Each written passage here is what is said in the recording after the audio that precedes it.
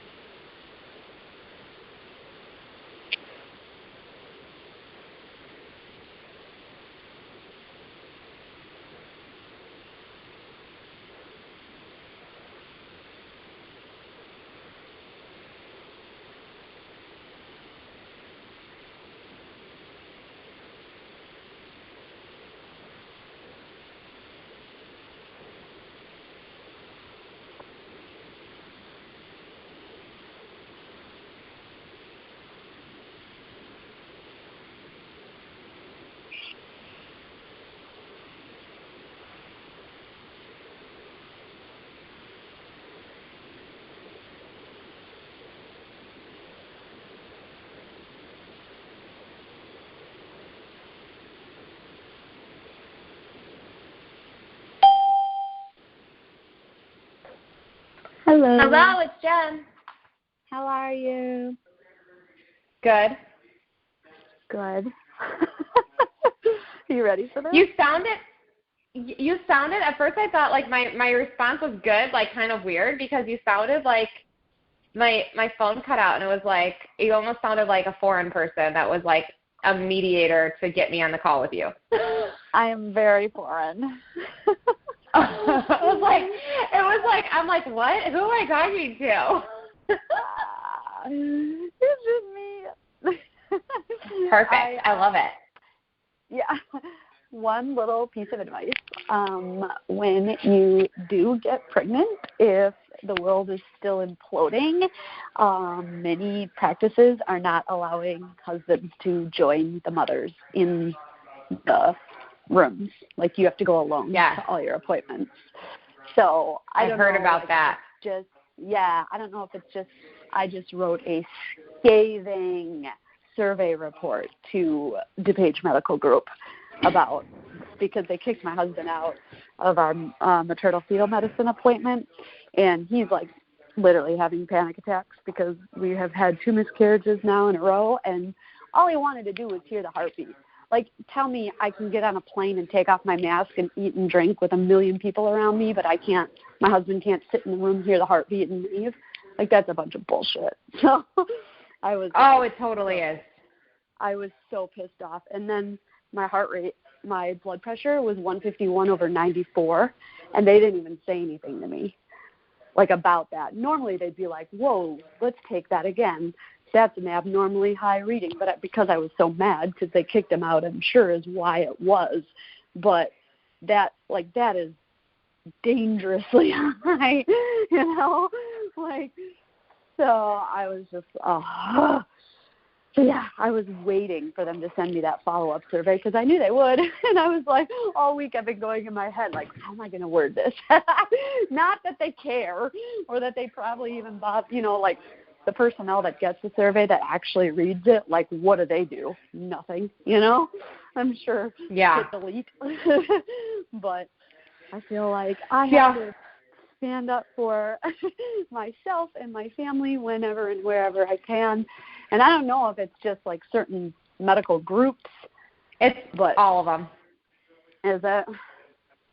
Yeah, it's all of them, because even down in Texas, like my girlfriend, and this is a really sad story, but she got pregnant. They were super excited. He was like, she was going to FaceTime him while he was in the waiting room or something, or in the car, like, so he could be in the appointment, but not in the appointment because they wouldn't let him in. Yeah. But what was even more heartbreaking is the second appointment she went into, she found out she had miscarried twins. Oh. And she had to take that on all by herself in the room without her husband. Yep. Without her husband, and it's like, this is a team effort. Like, this is he is paternal rights. Paternal rights. You can't kick the father out. And I said to them, I'm like, you know what? He pays for our insurance out of his paycheck. If you bill us, you're billing him for services he did not receive. Like, he has a right to be in that appointment and asking questions. And they're shooting themselves in the foot because you know damn well, as I do, there are HIPAA violations and there are medical billing violations. And if they bill me for the 40 minutes that the doctor claims she spent with me FaceTime, well, I now have a FaceTime record of Jeff in my appointment. The whole thing took 33 minutes. And she put in the notes that she spent 40 minutes of FaceTime with me, which is absolute lie, you know? So I don't know how the billing increments go, but she better not bill for 40 minutes because there's no way. 33 minutes total from when the ultrasound tech walked in to when the doctor ultimately walked out. And probably 10 minutes was me waiting, 10 to 12 minutes was me waiting for the in between the ultrasound and the doctor to come in. So 12 minutes, 15 minutes tops she spent with me, not 40. So I'm just like, there's just so, and, you know, and I brought up the Hippocratic Oath. I'm like, do no harm and cause no injustice. What are you doing? You're doing harm. And, like, they had somebody at the front, like, of the building. This girl tried to kick Jeff out. Like, he couldn't even walk into the building with me. She's like, they're not allowing anybody in to appointments. I said, well, I'm going to talk to the doctor about that. She's like, huh? I'm like, don't worry about it. As she's shoving hand sanitizer in my face, and my husband shoves it back and goes, no, thanks, we're good. I'm like, okay, my biology teacher in undergrad taught us about the dangers of hand sanitizers, and how many years ago was that? Like, I'm so sick of it. I'm so sick of it. And then, like, the whole masks thing, like, I walk up one flight of stairs, and I'm out of breath because your lungs get squished up into your chest when you're pregnant. If you, like, every day I get a pregnancy update, and all the time it's talking about how, like, your breathing is compromised and your lungs are compromised. Okay, so let's put on a mask and my fucking organs can't breathe, like, and my baby can't then get oxygen. Like, it's just ridiculous. And, like, fainting and passing out is, like, a lot more common, because you can't get as much oxygen when you're pregnant. And doctors know this. They know it. They know it. And they're just ignoring it because they care more about their license and their paycheck. Like, I can't. No. Yeah, it's all over. Like, I thought about that because, like, Steve and I, obviously, we're still trying to, hopefully this is our lucky month, but we'll see. Yeah, hopefully. But it's just like, you know, I know that going into it that he is the type of man that wants to be in every appointment. Yeah, he will want to be. I mean, there's some men that are like, okay, doctor's appointment. Yeah. It's not that. He's the guy that's going to want to be upset and, like, up front and center, like, on every appointment, asking questions. And I'll just be in there like, okay. And he'll be like, well, what about this? Well, what about this? Did you see that? And it's his right. It's his journey too. It's not just mine. I know. So I don't know. I really want to know that's where some all the bullshit. lawyers are too. I want to know where all the civil rights lawyers are. I want to know where all the, like I said, the father's rights lawyers are. Like, why? There should be so many freaking laws. Like, we are, you know. And this is America. People sue people because their coffee's fucking hot. Like, yeah, you know? Yeah. What the hell? That sucks. That totally sucks. Yeah, that's the world. That's the world we're living in right now. I know, and I hate that, and I hate going like, that sucks, but it is what it is, you know, because it's like, okay, that's why we're in this position, because everybody has that mentality of, like, there's nothing you can do about it. But if everybody stood up, then there is something we could do about it, but, you know, that takes a lot of balls, and, you know, people don't like to be confrontational, unlike me. I was like, well, what about an emotional support animal? Do you allow them in? Because have you checked into how dogs pass on coronavirus at an exponentially higher rate than humans? Like, okay. I was so pissed. Yeah. It's so backwards. But anyways, on to happier things like financial planning. Super fun. Can't wait. Any questions you want me to make sure to avoid or to ask? Okay, so really avoid any financial tip questions. Okay. Because compliantly I can't talk about that. Okay. So I would say more about, like, if you jumped on my website, a couple things that I like to talk about is, like, how to get uncomfortable in a situation, like questions about building your business in like a woman's business in a man's world. Mm-hmm. Stuff like that is probably more of the where to stay. Broad questions about female empowerment. I'm pulling up some of the things that I like to be asked just because I have them, like, written down. So definitely how you get uncomfortable, because I like telling that story of building my business and, you know, not getting where I wanted to go. So I had to, like, get uncomfortable and put myself in a totally weird place to get where I am. Like how you can, you know, connecting outside your natural network is super important. How failure can be your greatest asset. That's a good one. Being all into something. I think so many women, you know, go, I want to do this, that, or the other, but they never really go all in, and so they never succeed at it. And yeah, I mean, how to take emotions out of, you know, making your business move forward. So a lot of lay down female on the top. couch. My dog was laying down. My dog was laying down quietly, and now we're about to start, and he puts his nose in my face. My last podcast, he was like barking, and I had to let him in and out, and you can hear the jar sliding back and forth. But it was just me on the call, so it was like, I'm fine with letting people into my world, because I think it just makes it more real and relatable. Now he's trying to get up on my lap, 40 pounds on my lap while I have a conference call. No, I don't think so. Dog. God. Okay, I wrote that down. I don't ask questions like that per se, but I'll ask questions that allow you to answer like that, if that makes sense. Perfect. No, that's perfect. Okay, cool. So I'm embarrassed to ask this, but pronunciation of your last name is Radostits? Radostits. Okay, then I have to redo the intro. I did the intro already, but I will redo that with you on the line. That's fine. So I'm going to do an intro, and then I'll just welcome you to the show, and then we'll jump right in. That sound good? Yeah, that sounds good. I'll just wait for your cue to come in. Sounds good. All right, everybody, welcome to V is for Victory. We are in episode 18, and I am here today with Jen Radostits. She is a financial planner with Northwestern Mutual. Jen, thanks for being on our show. Hello, thanks for having me. So, financial planning, talk to me a little bit. What did you do before that, and how did you get into financial planning? Like, where does it all start? Where does the journey begin?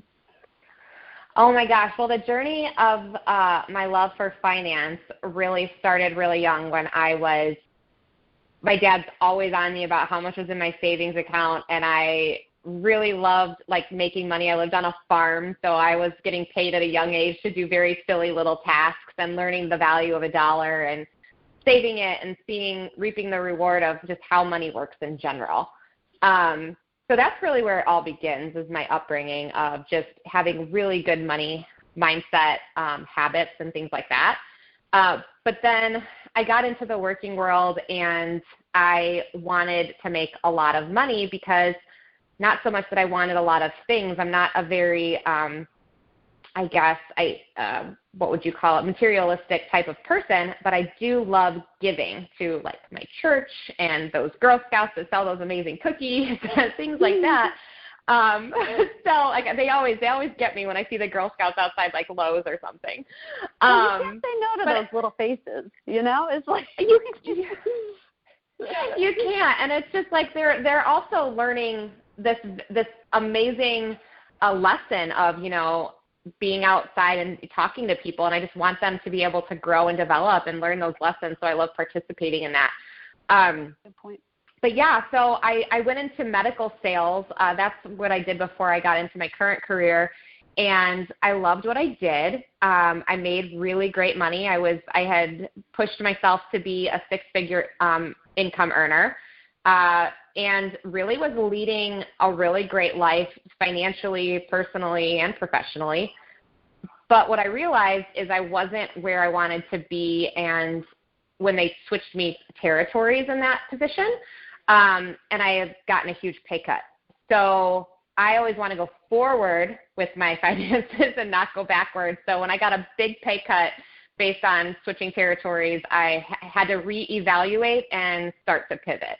And so that's where it led me into the career I'm in now and doing more of a financial representative role. So talk to me, let's get into a little bit more about the reevaluation. What specifically did that look like? Was it scary? How did you make the jump so that people who are also kind of in a dream, I think a lot of us dream about switching careers, but it never really goes past that dreaming phase. So paint the picture of what it took, what was the actions, did you journal, did you get a mentor, all the things to get you from, I'm doing this, all in. Well, that is a really great question. So back in early 2019 is when I started having those thoughts of, I was raised on a small farm. My parents wore a lot of hats building a business, and my uncles, and a small business. And so entrepreneurship really runs through my veins just naturally. And so I started actually reaching out to my financial advisor going, hey, I'm unhappy with where I'm at in my career. I'm going backwards right now. I don't like this. Like, I want to really be able to work my butt off, see that reward in my paycheck, and know that I can keep pushing it to go higher and it's not going to just drop back. So I started the conversation in early 2019 with him of brainstorming what financially it would look like for me to start my own business. So I looked into that and I thought about different things, and then I eventually said, that's probably not the best move for me right now. Me and my family, I'm married. And then it's the more toward September, October, I reached out again to him and I said, hey, entrepreneurship's probably not what I'm going to be able to do because I just don't have that like crushing idea of what to do, like this invention or anything to like start my own business. He's like, have you ever thought about what I do? And I was like, no, I've never even thought about doing what you do because it just never crossed my mind. He said, you should look into it. I can set you up with someone from our company and just talk through to see if it's a good idea.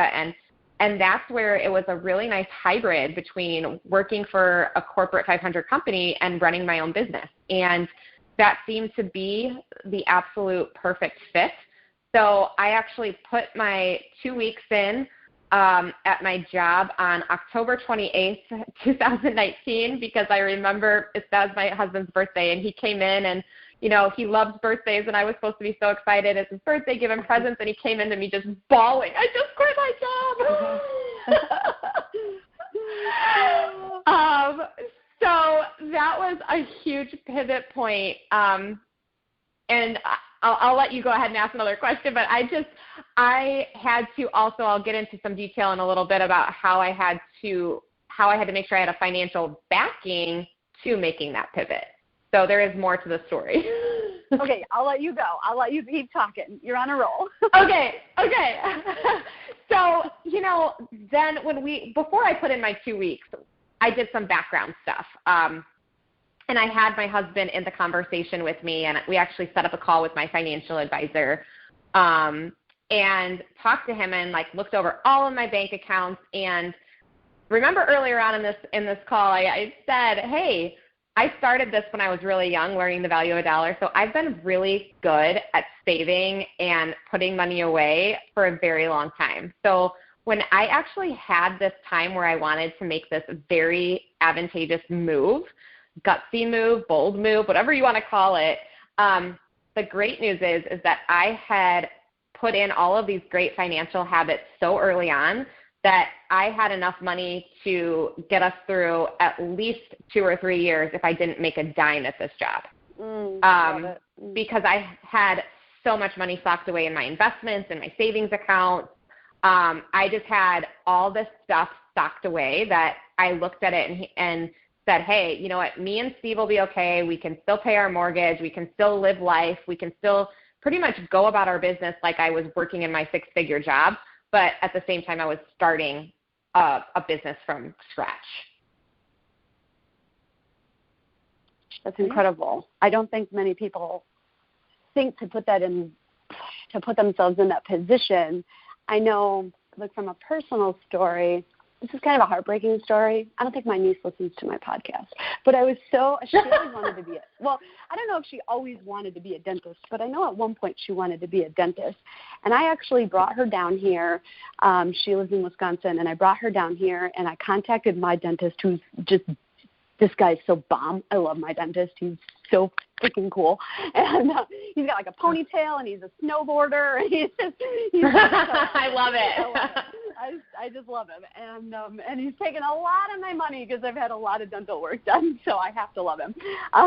But yeah, he let her shadow him for a day and really see what it would be all about. And he gave her some business advice, in terms of specifically what areas of dental practice are probably going to be the most financially lucrative, just because every industry there's trends. And so then she went, and when she was looking at colleges her senior year or junior year or whenever she started looking at colleges, she was looking at the dental programs, specifically at the colleges.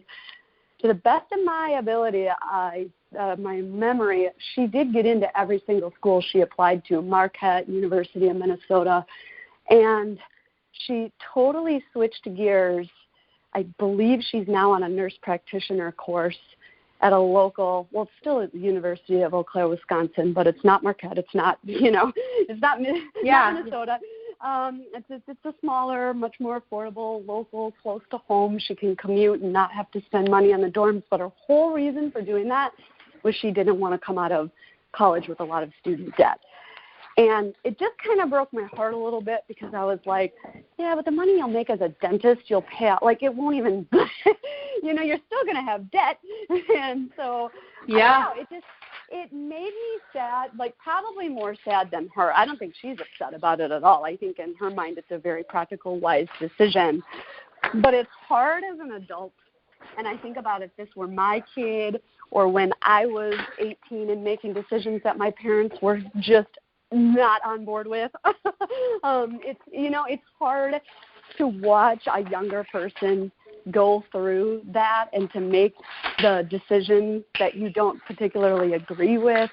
So, yeah, I don't know. All that just to say that my heart broke for her because it was strictly like this financial decision to not follow her dreams. And she's always had a job. I mean, she, ever since she was 16 or whenever she could start working, she's had a job. And my sister, her mother, has made sure that she saves very well. And my family is similar in that sense, in that we're savers. But I don't think that that's the mentality that most people come away with, especially when they're younger. I know. I mean. Yeah. Yeah. Well, to comment on that, my brother is a surgeon, and so he had a lot of student loans and debt and all of that to become a surgeon. But what's really nice is those younger folks, and I love that your niece had that view of, hey, I just want to make sure that I talk to many people that feel that way too, of I don't want to have a lot of student loan debt, and that's awesome. But if it's something you're really passionate about, it's worth sitting down with a financial professional because they can make those numbers look not so scary. And if you have a plan in place of how to take care of those long term, once you get into your profession, to get into it and all the ins and outs of that, it might give you a different perspective on taking out that money and how you're going to pay it back and all of that. So it's really interesting. I think young people, especially ones that are paying for their own education and things like that, it is so valuable to start at an early age talking to a financial professional. Well, I wish we would have had this conversation earlier. I would have sent her to you last year. She can always switch back. Yeah. Oh, my gosh. Well, yeah, and there's, and I kind of talked to her, too. I was like, it is really hard to switch, credits don't transfer over as easy as people feel like. I feel like college is just where people go wrong a lot. And I know this from my personal experience, too. I was undecided for a very long time as to what I was going to do, and that wastes time and money and energy and all sorts of things. But, I kind of was saying, don't just think you're going to start out at one school to save some money and then transfer because, again, you're putting yourself behind and, there's certain language in the course description that if one university doesn't have it and the next university requires it, you got to take the course all over again. So, things like that, I think are just wise to think about. And I tried to instill some of my past mistakes and what I've learned on her. But ultimately, it's her decision and it's her life, but maybe she could still benefit all young people out there listening because I know some of my St. Xavier students listen to this podcast as well. So anybody out there listening. And we'll make sure we touch base with Jen at the end of the show so she can talk about how to best ways to contact her. But okay, so end of 2019, you decide to start this new journey, this new career. What were some of the things what were some of the hardest personal and professional battles that you faced in doing that? Okay, so for any of my family listening, they're probably all going to get a little upset with this piece that I'm going to say, but your family always has your best interest at heart. At least mine does. And if they don't, like, I feel bad, and you should maybe transplant yourself into a better family. But anyway, just transplant, get adopted in. But my family, they've always had my best interest at heart. So I think that there was a little bit of emotion attached to me making this really big pivot. And so what was super hard about this is when you're starting a business, I don't care if it's a salon, a corporate type of business in medical devices or whatever you're doing, the people closest to you tend to be the most apprehensive about you being successful in that area. And I never really paid attention to this until I was in it. So I reached out to multiple people that were in my family, and I said, hey, I'm going to make this jump. What do you think? And I mean, I can't tell you how many people told me, don't do it. Don't leave this secure job. Don't leave. You have benefits. You make good money. Like, you're in a great position. Don't do it. And then that was really interesting. The only person I needed real validation from was my husband. So he gave me 100% support, and that was really all that mattered to me. But what's interesting is that it was hard to digest that the people closest to me, my friends and family, still don't necessarily support as much as I wanted at the beginning. Would reach out to them to help me with different things, meet new people, build my business, do all that kind of stuff. And I never really felt like I got that from the people that were close to me, but I could meet a stranger on LinkedIn that, like, helps me so much. I know that sounds crazy. But that emotionally was very hard to digest when, you reach out to a very close friend and you're like, hey, I'd love to, brainstorm some names of people that I could share my message with and see if I can bring value to them and their families. And they pretty much look you in the eye and say, no, I'm not comfortable doing that. I mean, that's almost like a slap in the face that they don't trust me. And I think it's like human nature too, to do that in a sense. So that was really hard for me to digest, which actually brought me to probably the best thing that could happen to me.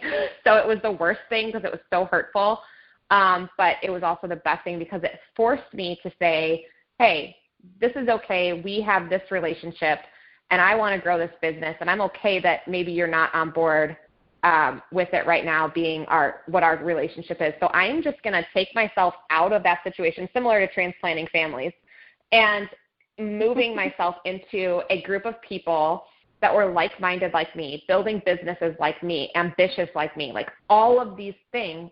And I just went and like sat in the middle of the room of all these people that were like me and started talking to them. All strangers, all across the USA, like just making new friends. And the support that I got from doing this, and the way my business started to flourish by doing this was the best thing that could happen. So was this just a networking event, or what specifically was this? Or in terms, like, you did it multiple times over and over again? Yeah, I've done it multiple times.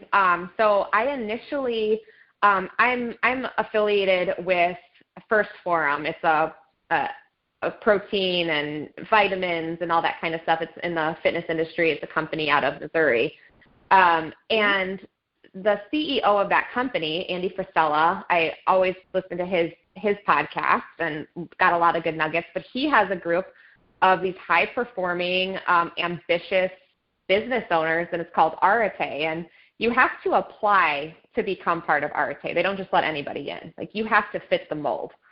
And so I said, what the heck, I'm going to apply and see if I can get into this community of badasses pretty much. And that's what I did, and I was like, I'm going to apply and see if I can fit their mold, and I did, and I mean, the people that I met there are just phenomenal. And then really from that group, the networking opportunities it just domino affected tenfold. So it's really nice. I've built myself up in the last year to have a connection, in pretty much every state, in tons of different industries. So what that's done for me is not only built my business, but it's also allowed me to be this amazing resource for my clients, for all over the country, for their businesses, for their personal life. And I think that is just something that I never would have had if I hadn't kind of gotten the cold shoulder from a lot of my friends and family. Yeah, well, and I totally understand that too, because I know a lot of people that just or even when my clients do this, and my clients know someone who needed a logo, or they start another little side business and they don't come to me for a logo or a website or just with their questions, I'm like, well, hello, I'm right here, I yeah. So it's hard, not to take. When do you? How do I ask this question? I do believe that there are times when you can let certain emotions drive decisions, because like you talked about, the whole process and the whole journey is very emotional and it's very personal. And in order to succeed in business, I truly think you have to put your personal bullshit aside and work through it and get through it first, right? So at what point and how do you mix business and emotions then? What's maybe your rule of thumb? For business and emotion, if it's a business transaction, the first rule of any type of sales job, and I truly believe at my heart that every job is a sales job. Everybody has a product and they're trying to get someone else to get it. So whether you consider yourself a salesperson or not, you're a salesperson in some way, shape, or form. And how many times have I said on this podcast, I hate sales? And that's yeah. Oh, it's a terrible word, to be honest. Yeah, but it's got a bad rap. It totally does. But you're right. Sorry. But I separate it by saying, hey, this is, and it's taken time. It's not something that just happened overnight, because I did get emotional about a lot of business transactions at first, of just, why don't they want to work with me, or why, just different things. I took it personal, they didn't move forward with something. But at the end of the day, you have to not take anything personal when it comes to business, because you're doing what you can, they're doing what they need to do for them, and that's all. Both are okay. Both are correct. So emotionally, I think the biggest thing that I've had in regards to them being connected is where it comes with my family, meaning my marriage, and then business. So the emotions of work and the emotions of home kind of mixing, if that makes sense.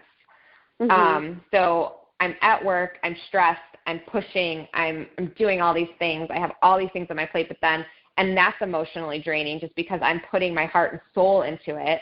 And on the back end, I have the emotions of my husband and building our family and taking care of our 2 beautiful German Shepherd dogs.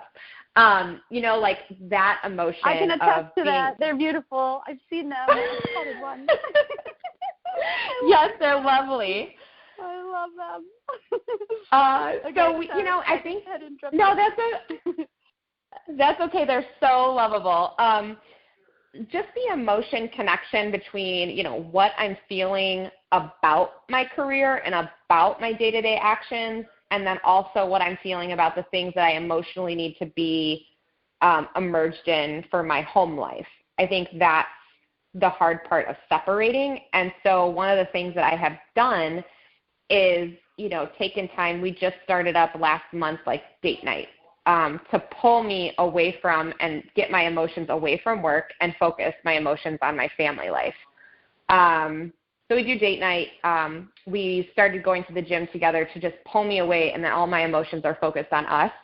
And it's probably been the best thing for my business and my marriage, is to be able to divide those a little bit more strategically.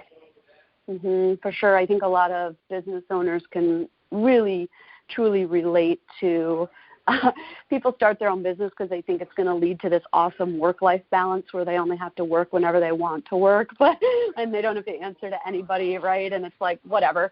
If you can't handle an 80-hour work week, don't start your own business because no. it's more work than any 9-to-5 job will ever be, and it can consume you if you don't put those boundaries in place. And I think just learning boundaries in general is one of the battles that a lot of business owners face, for sure. I know it comes up a lot on the podcast. 100%, and it is. I mean, if you're going to start your own business, especially the first couple years, I mean, you're in the trenches on it, and it's on your mind all the time. My husband often says, like, get off your phone. Like, get off your phone. I'm like, you don't understand. We're in a pandemic where nobody is doing anything, and I'm trying to build a business, and there's no social networking stuff going on. Like, I have to be networking on my phone to build my business. So it's just interesting because I naturally, like anybody that's just on their phone anyway, you get sucked into it, and you're just on it, and you just kind of get hypnotized by the phone, and then he has to kind of pull me away from it. So it's always on my mind. It's something I'm always doing, and you have to set a boundary. Yeah, and it's hard because in your heart you feel like you're just like you're kind of having fun at the same time. Like, I would love to spend all day every day at my computer because I love what I do. I truly enjoy it. And so, like, I obviously can't spend all day every day in front of my computer because I have a child, and I can't I have to take care of her. Got to pay attention to the 2-year-old. But it is hard to set that boundary because, at the end of the day, you're kind of enjoying what you're doing at the same time. Now, of course, there's aspects. Are there any aspects of your role, of your business? Is there a hat you currently don't like wearing as much as others? Yeah, I don't like the back-end paperwork. I love networking. I love being people-facing. I love connecting others. I love bringing solutions to problems. But when it comes to the back-end paperwork, oh, gosh, that is just daunting to me. I'm like, oh, my gosh, there's more. So I'm fortunate that I have a member of my team that excels in that space, and she takes care of all of that for me and keeps me on track with the back-end paperwork pieces so that I can really focus on my strength. And I think that's also, if you're building a business, it is really important to find someone that complements you, is not the same person as you, but is almost a little bit opposite of you, because each of us have strengths and weaknesses. And if you get a whole bunch of people that you just connect with because you can talk to them really, really well, that's awesome. But how are they going to impact your business? So you need them to have, maybe they don't like to be people facing. They like to be behind the scenes. They like to they're organizational freaks. Like, they love having everything very set up and creating spreadsheets. That's not me. So I have someone that does that for me. Yes. Oh my goodness. I see an Excel spreadsheet and I just want to cry. It's so bad. I love them when I use them just a little bit, but because I do a ton of email marketing for my clients, so I have to upload contact lists. That's all I do in them. But ask me to alphabetize something and I can't even do it. I can't handle it. Yeah. It's sad. So that's a good point too. I think a lot of mistakes maybe that business owners make is they take it all on themselves, even the areas that they're not very good at. I know a lot of times in the beginning people cut corners because of for financial reasons, and that's usually when things kind of, from my point of view, go wrong. They end up with, and I say this all the time, I'm like a broken record, but just one version of their logo that can't be resized, that can't be put on a colored background because it's not transparent, and just all these things that they just cut corners on, or they take on themselves that they're not good at because of the lack of resources. And it really, I think there's something to be said for, I think maybe people go one of two ways. One, they either plan and think and overthink and never get off the couch and actually start the business, or two, you're that kind of fly by the seat of your pants personality where you start a bunch of businesses but never really see them through. Yeah, I feel like a lot of people, and probably this isn't going to be a popular thing, but a lot of people think that, when they see someone that's successful and whatever business it is, whether they started their own, they're doing a multi-level marketing type of business or what have you, all they see is the success piece of it. That person's driving a great car. That person made a lot of money selling whatever they sell or whatever they do.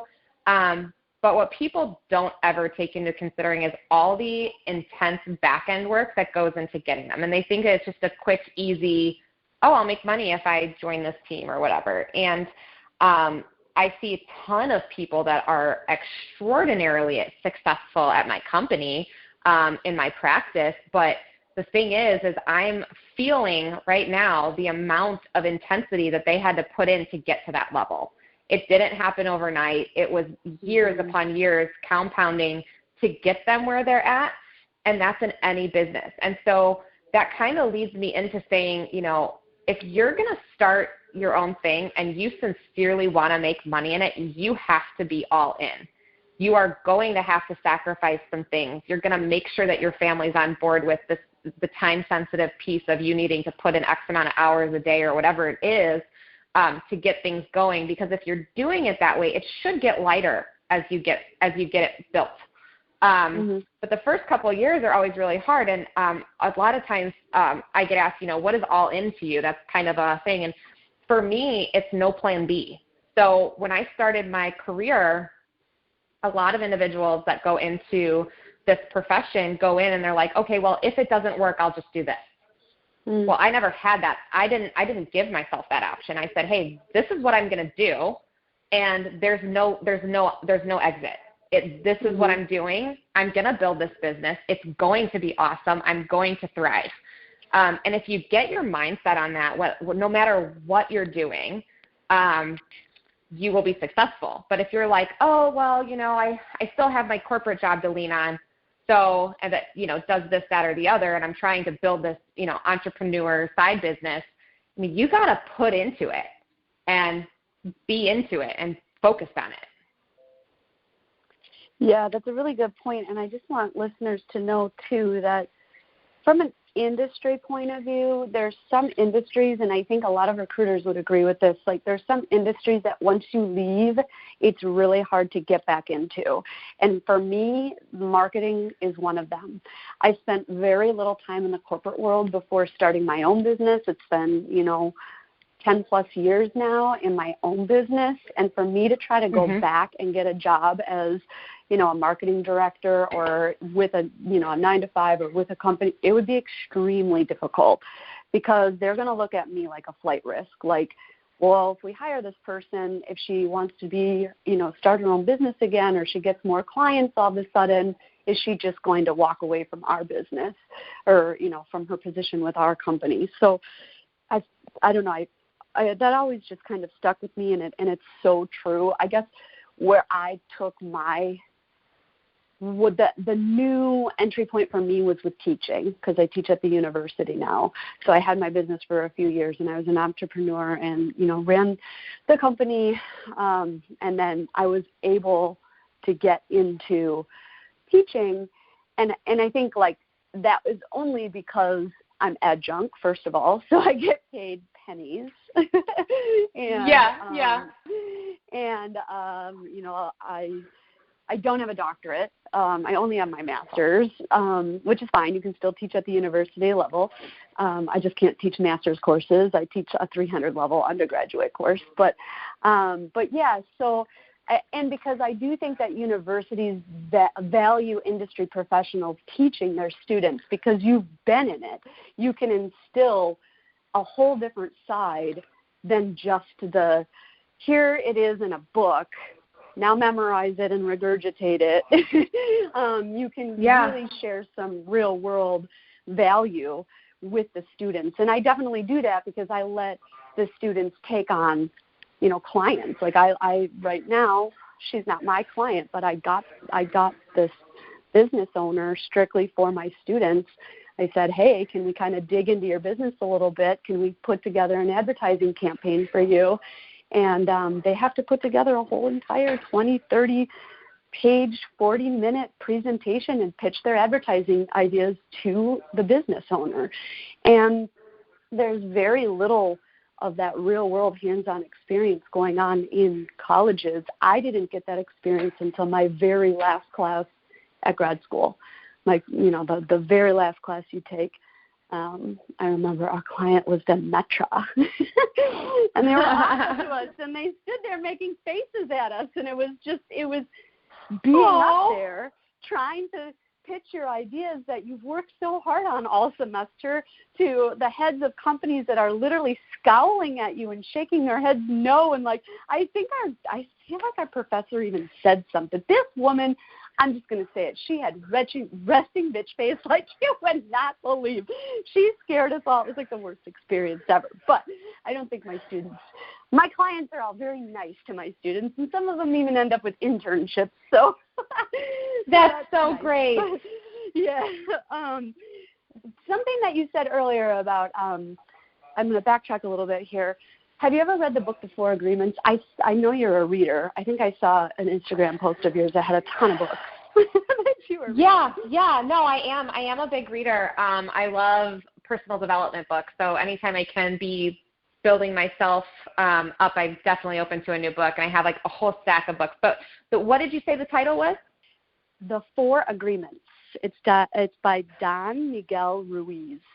It's big in the yoga world, but fantastic read. The first agreement, so it's 4 principles. The first agreement is don't take anything personally. So when you said that, I was like, oh, got to share that book. Yeah, no, I don't think I've read that one, but I think I'm going to jot it down to add to my, list of books. For sure. Add that to your list. And then the other thing that we've been talking so much about, personality, and oh man, there's 2 things I want to say about this. One, do you happen to know your Enneagram number? Have you ever taken the Enneagram, the personality test? I have not taken it. I need to take it because that's actually something that they recommend that you just people that I've talked to, especially when you're hiring, that's where I mentioned that piece of, find kind of your opposite. So when you're hiring, you should take that test to see where you lie, where your weaknesses are, and then try to find someone to fill those. So I haven't taken it yet. I need to. Yes. Okay. We'll circle back on that after you take it. We'll have you back on the show. We can talk about it. Cool. Yes, that would be great. So it's fascinating. And then the other thing, just in terms of being all in, super hard worker, you grew up on a farm. That's no freaking joke. Like probably some of the hardest days work you could ever put in my opinion. Do you feel like there is a certain sense of entitlement or, I should be paid? My students once told me they should be paid for their homework assignments because they get to do real world things. Like, here, create an Instagram post or a Facebook ad for my clients. They think they should be paid for that because it's for an actual client, which I think is insanity. I mean, I still work for people for free, okay? I'm 10 years into my business, and I still have to give away freebies here and there. I recently was actually just perusing Indeed and looking at some of the salaries and what that equates to hourly. You literally can go make more at Target for $15 an hour because I think that's their starting wage. So I think that social media, the push for this kind of, minimum wage was what, $6 or something like that when I was younger. The push for this, really insanely high minimum wage that a lot of small business owners can't even afford. Do you think that there is a misguided view among the younger generations as to what it really takes to be successful, as to what a hard day's work is, as to what it takes to make 6 figures? Like, what are your opinions on that? And maybe you don't know because you don't really, come in contact. I don't know if you mentor people that are younger. I have come in contact. I feel like the younger generation, and I'm full disclaimer, I'm technically a millennial. I don't feel like a millennial, but I've been told over and over again that I am in the age range of a millennial. But, you know, the people that I talk to younger, I feel that a lot of them expect instant gratification. And I don't know where that's come from, and I don't have a ton of interaction with younger individuals to have a really sound thought on this. But I do feel that instant gratification is something that's come up as I've talked to younger people. Like, I just want to right away know that I'm making an impact. And I think that piece of work ethic has diminished a little bit over time. But I've met like some of the most badass young people that are just so driven to be successful and are totally willing to put in the work. So I love that. Awesome. So I think there's a mix. I think there's a total mix. Gratification comes from, I personally blame technology for a lot of it, just because you don't have to, well, no, that's a bad example, but even just, I need the answer to something. I can't say, hey, Alexa, or hey, Siri. When 20, 30 years ago, I had to go read the whole book to find the answer. So even something as simple as that. Well, even like if you want, well, just like even if you want, I mean, when I was growing up, if I wanted, and this is a very silly example, but I mean, if I wanted to get a new outfit for school, or if I wanted to, I mean, I remember when the JCPenney big fat catalogs came in the mail, and you'd look through all the things, and I want to be a JCPenney model, for their catalog. JCPenney's isn't even open anymore. But, I remember that. And the thing is you couldn't just go on Amazon, order, and it be at your door the next day. Yeah. So we've gotten into this where, when I was raised, especially being on a farm, I mean, the work had to be done to see a result. There always had to be work done to see the result. Here in today's age, and it's no knock against the younger generation, that's where they grew up. That's all they know. But it is very much a sense of, hey, I can do this, and it just kind of poof, it's there, because that's how technology has kind of evolved, and it's allowed us to do. You want food from Portillo's, and you can just go on your phone, and you can literally watch the food coming down, Laraway. I'm in Frankfurt. You can watch it come down the road, the little car driving to get to your house, and when it's going to be there. Instead of you having to plan. And growing it and then picking it. Yes, exactly. You could just do these things. So it's to no surprise that our youth is very much, surrounded by that. And again, it's no fault of theirs. But I think it's also important for some of us in more of the older generation, and I'm considering myself in that generation, or people that have had that experience of, is to pass that knowledge and wisdom on to these younger folks. And they're also although they do think this way, they also are very, very open-minded, and they crave knowledge, I feel, because they have it at their fingertips all the time. So they are open to hearing and learning and all of that. So, I mean, it's definitely all over the place. It's just kind of your perspective of how you look at it and how you treat the situation. Yeah. Yeah, and I definitely think I don't know. Okay, I want to ask one more question, and then I want to wrap up. Okay. Myself off there, but somebody asked me not too long ago, if I ever thought I had it a harder time because I'm female, and I know certain industries are dominated more by male personalities and male figures, and I would assume that the financial world is one of them. So, what has it been your experience? Maybe there's been no difference for you, but what has your experience been as a female in what appears to be a heavily male-dominated industry? Yeah, it is definitely male-dominated. The women, though, are really starting to take over, in my opinion. If a female enters this industry and you have the work ethic and the right mindset, you will thrive. You will be very successful in this career. What I have found is the men in the industry have a lot of respect for the women in the industry. and they're very supportive of the women. I mean, obviously there's always that one that maybe isn't. But in my office, I'm in Chicago, all the men are very supportive. They want to see you thrive. They want to give you the tools you need to succeed. And then that's from a like partnership type of standpoint of people that I'm surrounded by and my peers in my industry. But then on the client side, I feel that women are so thankful that women are in this industry because they want to talk to women.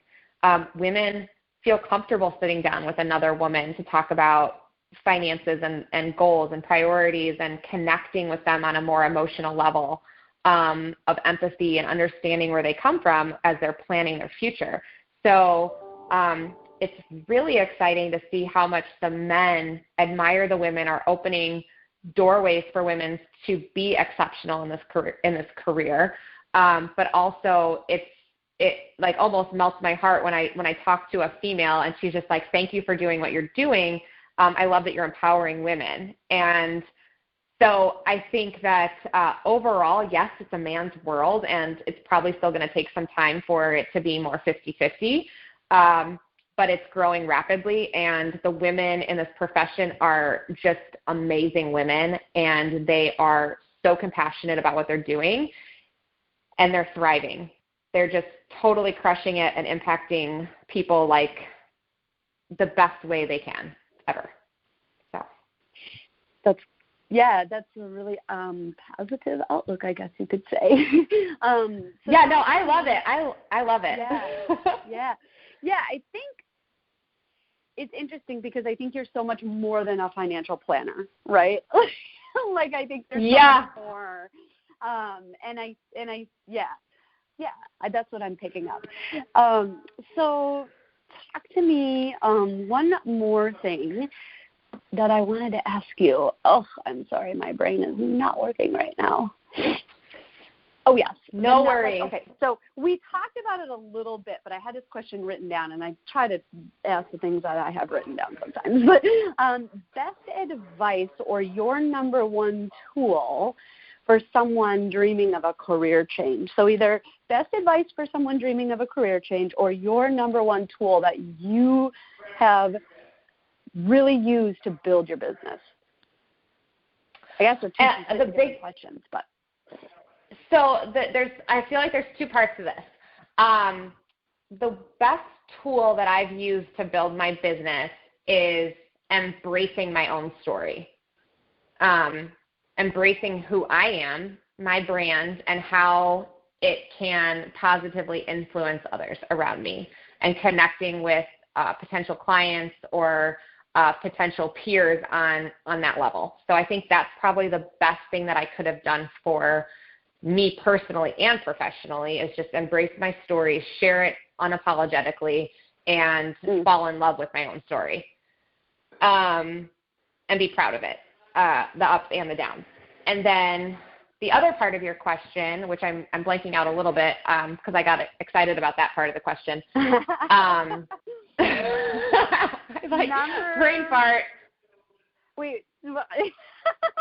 Number one tool. Okay, I'm going to be honest. I have pregnancy brain. I have an excuse. Yes, I don't. Ridiculously forgetful, and this pregnancy has been the worst. I can't remember anything. So the two questions were best advice for someone dreaming a career change and your number one tool. And I think you answered number one tool was embracing your own story, which I love how you say share it unapologetically. That is so making a soundbite to promote this episode because that is so eloquent. I love it. Yeah. So the other thing, when you're making a career change, the biggest thing that you can do is get uncomfortable. You're going to have to do things you never thought you were going to do. You have to get in front of people that you never imagined getting in front of. You're going to stumble over your words. You're going to make a fool of yourself. But you just have to do it, and you have to do it over and over and over again. And you have to be able to take constructive criticism extremely well, because you have to want to build yourself. And if you're narrow-minded of, my way's the right way, you probably won't get very far, because there's so many pieces that people are gonna, and it might not be necessarily in your business, but just people's input and how you can twist it. So you have to get really uncomfortable when you're making a career move, and know that you're going to be uncomfortable for a while. Yeah, that's great. That's awesome. Okay, Jen, tell me where people can find you online and connect with you online. Yeah, so you guys can follow me on Instagram. My handle is at jen.rads, R-A-D-S. And then you can also find me on LinkedIn. My name is just my full name, Jennifer Radostits. So you can find me on LinkedIn. And my website is jenniferradostits.com. There's also a link to my professional page through that website, so you can go there, and then you can go to my professional page through my personal website. Fantastic. I will put all of that in the episode notes as well, so people can easily connect with you and find you. I just want to thank you for your time and for your wisdom and your knowledge and all the little gold that you shared with us today. I really appreciated it.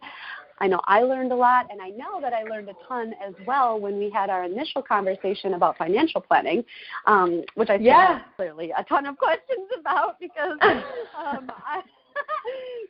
So anyways, so that was also really helpful. So I can just tell listeners firsthand experience that whether you're seeking her out for networking purposes or for financial purposes, that she is a wonderful resource, and you come highly recommended. Thank you. I appreciate that. Okay, thank you. Okay, we'll end there. We'll clean up the end or whatever, the beginning, obviously, too. We'll edit out all that conversation.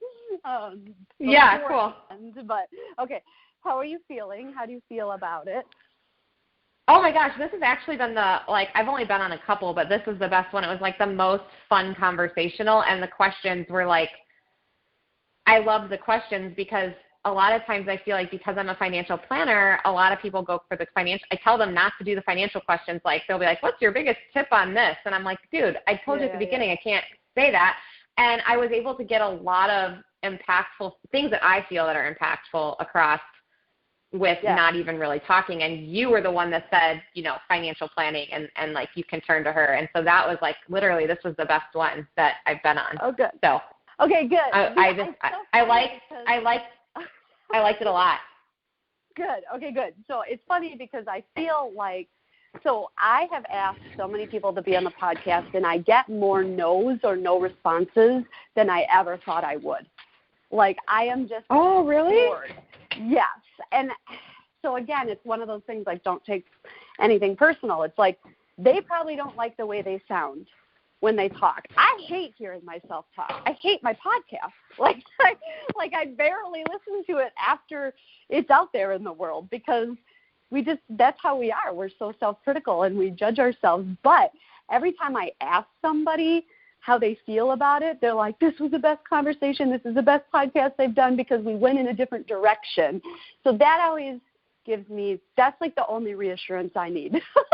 It's how do you feel about it? If you feel good about it, then I don't care what a blubbering idiot I sound like.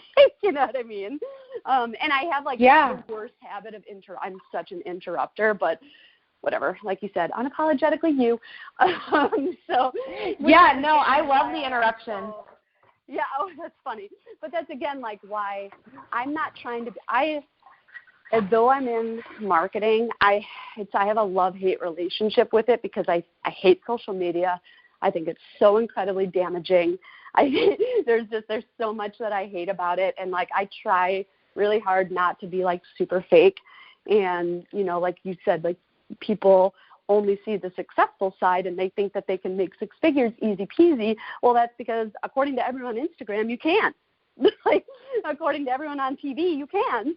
That's all the messages people are seeing. They're not seeing the hard work because people don't post that because that doesn't make them look likable or glamorous or whatever it is, So all that is just to say, it's hard sometimes for me. And I talked a little bit about this with the social media guy that I interviewed. I'm like, where are you at right now with social media? Because it's your whole world. At least I get to do other things for my clients. I get to do branding and I get to do, blogging or newsletters or things that aren't just posting to social media all day long, thankfully, because that would just drive me bonkers. But yeah, okay.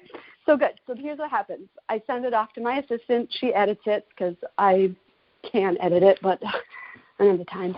So she edits it. She puts my little intro and my little, but we do very, very minimal editing. I will upload it onto SoundCloud. That's my podcast host. And then I will send you a link, but the link will be private. No one else, only the people with the link can see it. It won't air until I actually air it. And I'm also not sure when I'm going to air it because, like I said, I used to do every 2 weeks. And that was before I rebranded the podcast. And now that I've rebranded, I'm like, man, I'm really struggling to find guests. Like even people who initially show interest, then they kind of fall off the map or whatever. And I'm not all about like chasing people down. Like that's not my shtick. So if you want it, you got to come get it type of thing. So I did my December episode. I might just do one a month. So, and the other thing I feel like is I know like my sister's really far behind in listening to them. And she listens like religiously, but because of the holidays, she's been planning a benefit for 2 of her friends that have cancer. So that's been really difficult and taking up a lot of her time too. Yeah. It's a married couple and they both have cancer. Like how unfair is the world? I know it sucks so bad. So she's been organizing like meal trains and benefits, and she goes and checks on him every day. And it's just, that's been really hard on her. But if she's behind, I know other people are probably behind just because of the holidays and everything like that. And I want to get good listening. I want to get good ratings and a lot of listeners. So again, like I feel like even if I do next week, we're just getting closer and closer to Christmas and New Year's. So I don't know. We'll see. Just push it to January. I might push it to January. I don't like to be inconsistent. That's my thing. So before, I did every 2 weeks, and I never missed a beat. But now, since rebranding, I had a little pause, and I'm not back on track. I don't have the lineup because I used to have podcasts like 3-4 ready to go. But I don't have a lineup currently to be consistent with every 2 weeks. So I'm thinking I might just do every 3 or every 4, like once a month. I'm not entirely sure, but you will get to listen to it first. Did I connect you with Brandy Gar by chance? I have to look at. I don't. That name doesn't ring a bell. There was somebody you tagged me on. I know. I think I connected you with Gina. Yeah, she's out of Ohio. Yeah, Gina. Okay, so she is wanting to be on a podcast, and then Brandy Gar. I think she said she'd check it out. I feel like I messaged her. Where did that message go? Instagram changed there. Yeah, I feel like here. I messaged Gina. Yes, I did. On Wednesday. That was a week ago. I messaged her. She said, "Thanks so much, Jill. I'll check it out." Cool. And then I was going to say I talked to Brandy Gar. I'm going to be on her podcast I'm recording it in January, and then it's being posted in February. But she also wants to be on podcasts to really get her message out as a podcaster. So she might be a good person to connect with, and I can connect you to see if that's a good fit. And same with like maybe you guys can be on each other's podcasts. Who knows? I don't know how all this stuff works on the podcast because I don't have one. Well, I don't know how this works. The first time somebody reached out to me to ask me to be on the show, I was so in my headspace about it. I was like, what the hell? Like, is this guy just looking to come on to promote himself? And then I was like, does he think he's getting paid? And so then I'm Googling, like, do people get paid to be on podcasts? No, yeah. It threw me for such a loop and then ended up being one of – and I was such a bitch. I was like, you realize we're competitors. Like, you live in Frankfurt, I live in New Lenox, and you're a social media guy, and I'm a marketing person. Like, we're literally trying to get the same customers. And I'm like, I just want to put that out there that I don't really want to have my direct competitor on my show promoting his brand. Like, that's not strategic. I'm sorry, but at the end of the day, that's not strategic. So, and he was super cool about it, and then it ended up being like one of my favorite podcasts, and he was just gushing at the end of it. He was just like, I've never talked to somebody so like-minded. I'm so glad we had this conversation. So how the universe works, right? It was pretty funny, but was it Dan Peterson by chance? Yeah, it was. And it was just weird because I'm like, you're asking me? I'm like, if you have all these clients and you're this bigwig, why are you asking me? Like, go find someone popular. That was just so funny. I was very negative about it because, again, we're our hardest critics. But yeah, he's a super nice guy. Yeah, we talked for so long before and after the show, so it was great conversation. Nice. Yeah, podcasts are weird, and people do actually. It was weird. The article I read said some people, after they book the show, will ask to be paid, and I'm like, okay, that's even more weird to have to ask to be paid instead of just waiting for the host to offer to pay you for your time, But. Yeah. I suppose if you have, a lot of people have sponsors and they read their commercials in the middle of the show and they're making money on it, and I don't have any of that yet. So one day. Yeah, I feel like if you bring enough content, like I think Andy Frisella did it the best. Like he put out a really awesome, it was like #1 business podcast for multiple years called the MF CEO Project, and great content. And he's like, the only type of payment that I expect from anybody is for you to share. If you get value out of this podcast, if you get it out of this episode, share it with somebody that's not already following me. Share it. And just by doing that, and he goes, I don't run ads. I don't make any money off of this. I just want to bring really good, raw, real life scenario material to you guys to help build your businesses. And so I love that because there was no money exchange. He was running a free podcast, but he ended up, obviously making money because he has other businesses that people would buy from. Right.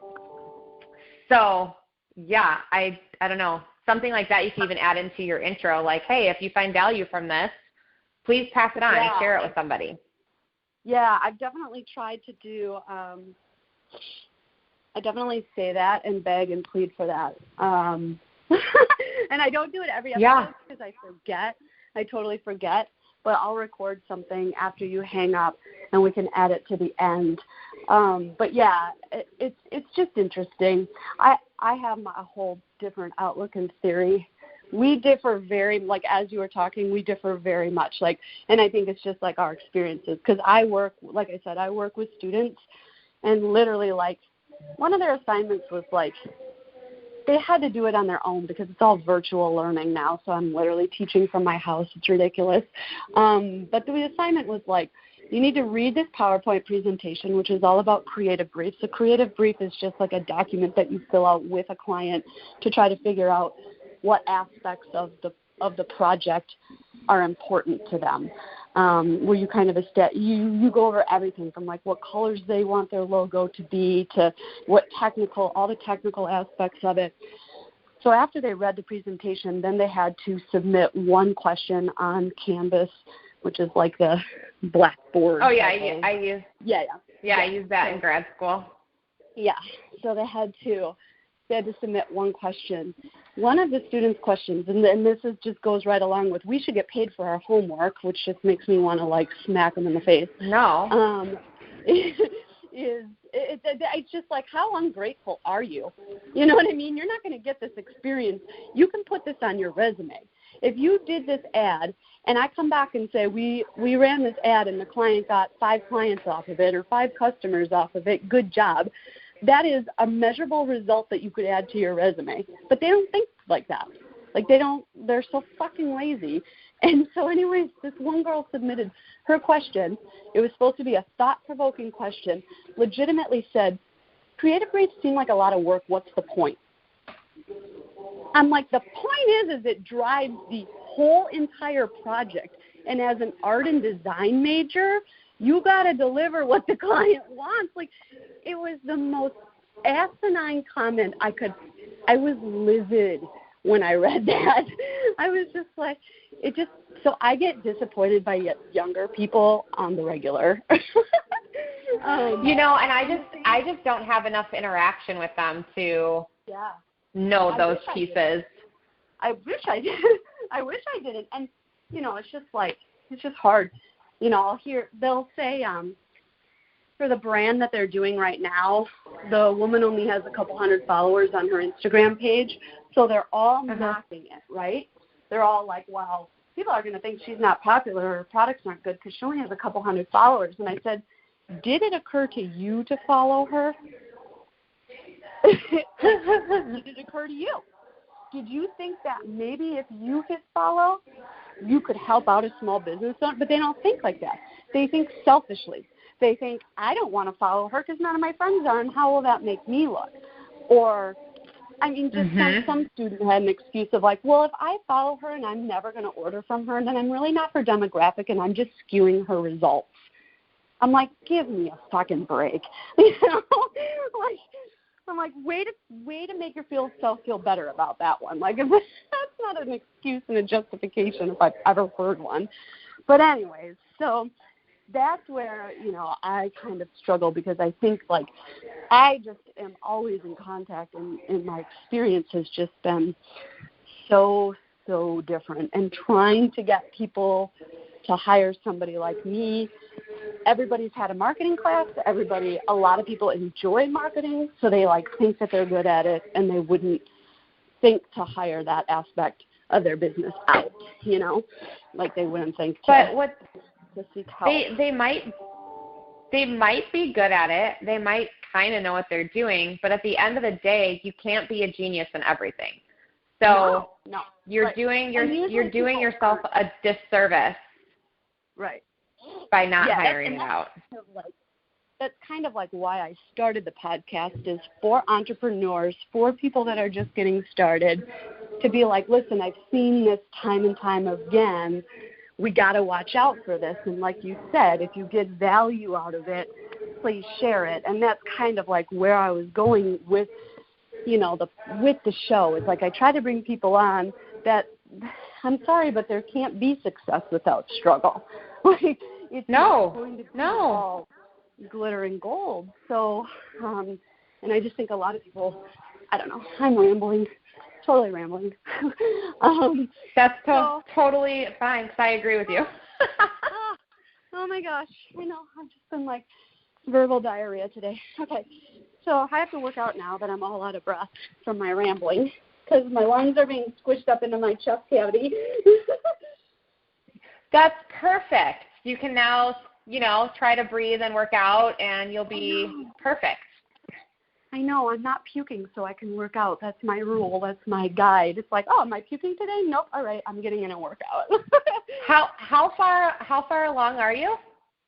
So today is Wednesday. I am 13 weeks today. And it's this weird. So if you end up getting like nauseous, it typically does go away for whatever reason after the first trimester, which is 12 weeks. And it's almost like this magic thing that just happens. Like, it literally just goes away. And with Kensington, it was 12 weeks and 3 days. And it was about 12 weeks and maybe 5 days with this pregnancy. So I was just, it's like, I don't know why. I'm grateful that it goes away.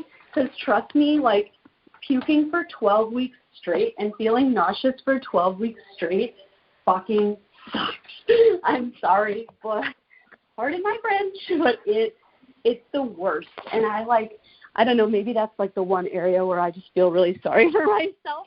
But I'm just like, especially with my husband, because he gives me no sympathy. He'll be like, what's wrong? I'm like, I'm nauseous. He's like, what else is new? I'm like, what else is new? This has been going on for 12 weeks. You should be feeling so sorry for me. I'm like, you can't be sick for 1 day. Try 12 weeks straight of it. Like, it's torture. Yeah. But yeah, I'm 13 weeks. Because of my age, I have to do we choose. I guess I don't have to, but we choose to do genetic testing. And because we do that, you can find out the gender a lot sooner. So when I had that was my appointment that they kicked him out of. No. Yeah, and then forgot to put this part on there, but maybe they sent me shoot, I totally forgot to comment on this. I had to go down and get my labs drawn. Well, in the doctor's office, they have all the chairs separated and blocked off. So I had nowhere to sit. And so I'm standing there waiting for my appointment. Again, I'm nauseous and dizzy. I'm pissed off. My blood pressure is through the roof. And I'm standing there, and, of course, I'm going to let the old people sit. I'm not going to use the, I'm pregnant, can I sit, like, be an asshole, respect your elders. So all the old people are sitting. 3 nurses come to the door and call 3 patient names at the same time. So now there's 6 people gathered around the door trying to figure out which nurse called who and who to follow back to get their blood drawn. So so we have to sit 6 feet apart, and I can't have a chair. But we can all congregate around this 6 foot wide door opening, or however wide a door is. Probably not even 6 feet, 4 feet, whatever it is. Like, what sense? It doesn't make any sense. It's just so frustrating. So do you know the gender?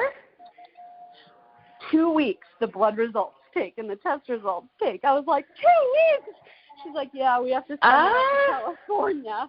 I was like, oh! So that was last Friday. So this Friday it'll be 1 week. But I feel like the first time they said, like, you actually, like, the longer the results take, the better, because if something is wrong, they usually come back right away or something like that. So I kind of don't want because the genetic testing, obviously, they're testing for Downs. And, like, the whole appointment was her telling me my risks for Downs, having a Downs baby. And it's 1 in 100. So it's 1%. And an ectopic pregnancy, which is what I had, that required the emergency surgery, the last, I guess they don't consider it a mixed miscarriage, but I do. That is also 1 in 100. So I'm like, well, I've already been in the 1% before, so that's a little scary, when it happens to you. So we're a little uptight, to say the least. How old are you? I'm 39. Okay. Yeah, 39. So I think it's just like the bracket. They didn't talk about that. Even though we did the genetic testing with Kensington, they didn't talk about, like, as high of the risk. And then, let's see, I had her in 2018, so I was 37. Oh, I had her in August, so I just turned 37 after she was born. So it's 36 for the pregnancy. So a little bit younger. And literally, like, every year when you get to this age matters, apparently, Yeah, I've been telling, that's why we're trying to get on the ball here. I'm 33, but still, you got to take the time to get pregnant and then do all all the things. Well, right, and what we experienced was more so problems getting pregnant the second time around. It was much harder, and there's this thing called secondary infertility, and I personally think it's because of vaccinations, because you have to get a bunch of we don't have to, but they tell you to get a bunch of vaccinations when you're pregnant, and again, I feel like that I got really sick from one of them. I personally think I'm vaccine injured, and so I think it's from that. I mean, there's a lot of chemicals and ingredients in vaccinations that are known to cause fertility issues. So I kind of think it, like, all stemmed from that. And my mother-in-law was like, it used to be that you couldn't get pregnant the first time, but once you got pregnant, your body knew what to do. She's like, I can't believe how many people in your age group have one kid and then struggle to get pregnant with another. And I'm like, yeah, it's got to be something then with the health care that we receive, quote unquote. Well, yeah, we have no idea why it's been weird for us, but it has. Well, and so we tried for a year with Kensington, but like right around I think it was about a year, maybe it was like 8 months. I think we tried for 8 months. In my head, I was like, fertility sticks, I'm clearly fertile. I get my period every month. Why would I use that? But then I realized, because there's like a 48-hour window of when you can actually get pregnant. And then I was like, what the fuck? How do all these teen moms end up pregnant? And how do all these stand? You're telling me this all happened in that precious 48-hour time period of when, like, it blows my mind because you spend your whole life learning as a child, especially when you grow up Catholic, sex is bad, sex results in pregnancies, don't get pregnant, you know what I mean? Like, you avoid it like the plague. And so then when you struggle with it, you're like, what the hell? I thought a guy looks at you when you get pregnant. It was that easy. So it was like a little bit of a mind fuck. But then once we used the fertility sticks, we always did end up getting pregnant right away. The second time around, I've been using the ovulation sticks lately. Yeah. Good. See, good. And then what I learned is I ovulate like literally the next day, within 2 to 3 days that my period ends. So I start peeing the next day because otherwise I miss that window, and I never would have known. Yeah. You know, because it said those tests say something like if your cycle is 26 or 27 days long, start testing 5 days, 6 days, 7 days after your period ends. Well, even though my cycle was like a 27 or something, average 28-day cycle, I was like, well, I'm not getting any high readings by testing 4 days after or 5 days after or whatever the chart told me to. So I'm going to start testing right away. And then that's when I learned. I'm like, oh, I ovulate early. Yeah, when you told me that, I actually, like, right after my period started taking a test early. So I was like, and I think I start a little bit earlier than normal as well. So yeah. Oh my God. Yeah, hopefully it works out. It was funny because, like, every day I'm like, Steve. And then one morning I woke up and he goes, so much sex. He's like, again? And I was like, yep, we got to do it again. Yep, you never know. And that's how my husband was like, you don't remember getting, because I don't remember. I thought we only had sex once this last time. And he's like, no, we had it twice. You don't remember? You marched downstairs and you're like, we got to go. I was like, no, I totally don't remember. That's what you have to do. I know. It totally takes all the fun out. So funny. He's like, this is like a job. And I'm like, well, tell me about it. I've been peeing on a stick every morning for the last 5 days. Tell me about it. So funny. Cool. Well, I got to run. I'll talk to you soon. Okay, bye. All right, bye.